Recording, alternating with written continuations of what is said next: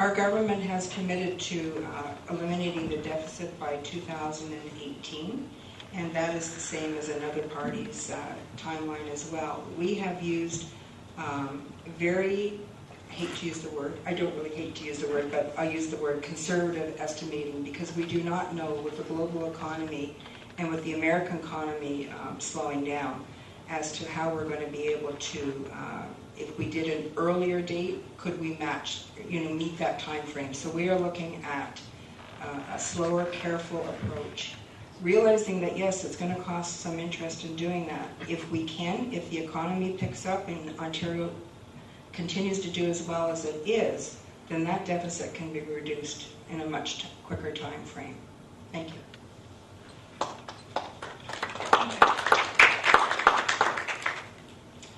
Okay, this next question is about the budget, and it's got several phases to it. So I'll ask the first question, and then we'll go through each phase. And Mead, if you'd like to start on this one, that would be great.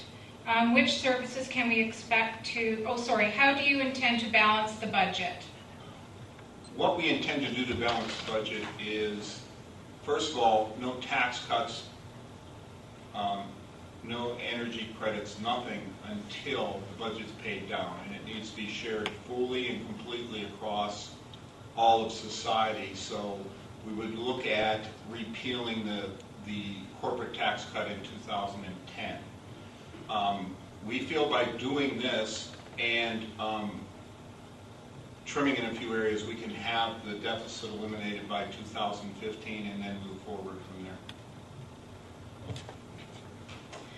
We have several plans to balance the budget.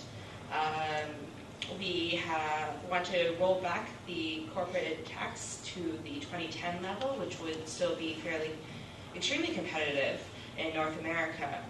We're looking at capping public CEO salaries. There's no reason the government should be paying $800,000 a year for a public CEO. While we're doing this, we're also looking at rolling back small business taxes, creating jobs, which of course would increase revenue and would increase tax money. So we're not looking at cutting services. We believe that the money is there, it's just not being spent wisely. We have a variety of ways that we're looking forward to building the Ontario economy, and also with that income coming in from an expanded economy, reducing our deficit. One of the key factors is the green energy sector. Ontario wants to be the leader in North America in green energy jobs. We've already started this well along the way, and in fact, Warren Buffett, the American multimillionaire, very much likes Ontario's green energy job plan. We also have the ability within infrastructure spending. We need to build more roads, we need to build more hospitals and continue on that venue. With more money being pumped into the economy through construction, we've got the GO Transit expansion that's going to create 68,000 jobs, and I believe it's $4.3 billion going into the economy. That will help. And And the other factor is just trying to make sure that small businesses get that 5% reduction in their corporate taxes. Thank you. Balancing the budget is all about looking at how you're currently spending. And I noticed that the last question, we sort of slipped from the debt, which remains, to balancing the budget. We have done a very prudent costing of the ideas that we put forward in our platform, and intend to balance the budget by the budget year 2017-18. But more important, and I did mention the 2 cents per dollar of government spending to look for savings. But more important really is a question of a job strategy, because it's for every employed person, obviously their ability to pay taxes, quite frankly, that will allow us to be able to provide program and move forward. A small business bill of rights is one of the centerpieces of our job strategy, and we intend to be the best partner small business ever had. I've run out of time. The next phase for this question is, which services can we expect to find cut and which downloaded to the communities? I think I made it quite clear that we aren't going to cut any services. We don't believe that it needs to be done. Quite frankly, we need to take care of people by reducing the cost of things like corporate taxes, or reducing the cost to the party and on our budget of corporate taxes. Then we can find the money to protect people's services. Often services are required by the people who need them the most. They're certainly not the people that we should be taking things from. Also, I don't think I made it clear in the last question that the numbers that I gave in the beginning was how much each budget is set out by each party going to cost, and the PC budget was the least fiscally responsible.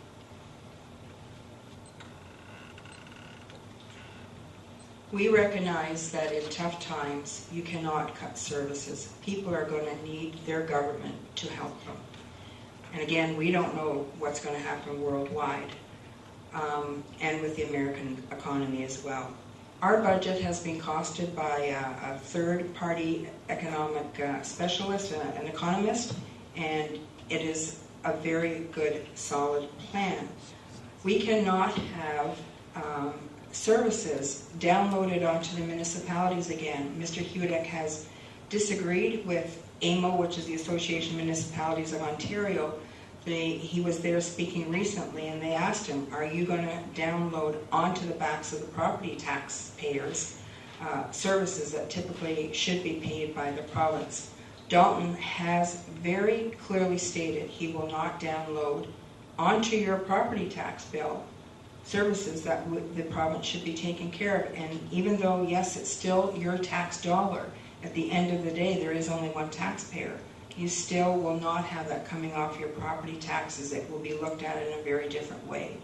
We are also looking at an independent review of the services within the public service where we can find economies. Yes, first of all, I mentioned at the beginning that we would protect and increase spending in healthcare and education as two of the things that families depend on most when they need them in terms of healthcare and education. I also mentioned the 2 cents for every dollar. We are looking at efficiencies that we can find throughout government. We made an announcement with regard to reviewing the agencies, boards, and commissions. This is organizations such as the Lottery and Gaming, the WSIB.